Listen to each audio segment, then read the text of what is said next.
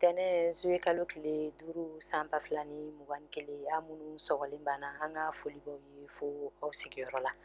Mobilisation jɛkulu dɔ mɔgɔw minɛna ni aw ka kunnafoni di kɛnɛ sigilen. Bamako polisiso 5nan commissaire Ousmane Diallo n'a ka cakɛdaw ye tɛgɛ kɛ mobilisation dɔw la. U tun bɛ ka mɔgɔ caman sɔn sigi tɛgɛnɛ bilen kan Bamako ni Kati n'a laminiw na. Sonjɛkulu in ka baara tun bɛnnen bɛ mobiliw suɲani n'u feereli ma. U tun labɛnnen bɛ waliya jugu in kama. Bɛɛ n'a ka baarakɛta tun don. Dɔw bɛ feereli kɛ, dɔw bɛ suɲali kɛ. Mobili suguya minnu bɛ wele Toyota pick-up ni Mercedes 190 u ka suɲata fanba tun y'olu ye.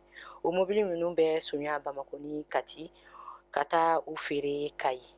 Nka jumandon u bɛna polisiw ka jandalen kɔnɔ Toyota pick-up suɲalen dɔ ɲinini senfɛ u tun y'o suɲa Lafiyabugu Bamako komini 4nan na. GPS tun b'o mobili in na o y'o yeli nɔgɔya. Sɛgɛsɛgɛliw bolo dara ka tɛgɛ kɛ u la joona.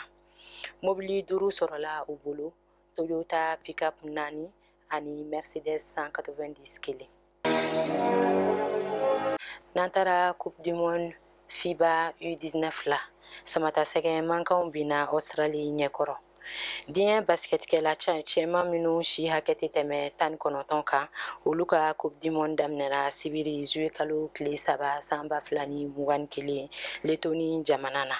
Mali ni Australie ye ɲɔgɔn sɔrɔ o labanna 67 ni 97 na Mali ka ɲɛkumu kan. Samatasɛgɛw ni Lamericain jamana ye ɲɔgɔn sɔrɔ u bɔko 2nan na kunu kari juillet kalo tile 4 sanba 2021 nɛgɛ kanɲɛ 17 tɛmɛnen ni sanga 30 ye. O labanna 152 la Mali ka ɲɛkumu kan fana. U b'u ka kulu basket laban ni Turki